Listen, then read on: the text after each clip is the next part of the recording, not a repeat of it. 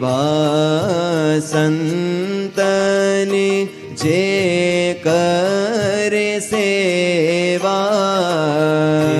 એવા સંતની જે કરે સેવા, એવા સંતની જે કરે સેવા, એવા સંતની જે કરે સેવા, તે તો પામે અક્ષર નામેવા, એ તો પામે અક્ષર નામેવા, હે તે તો પામે અક્ષર નામેવા, તે તો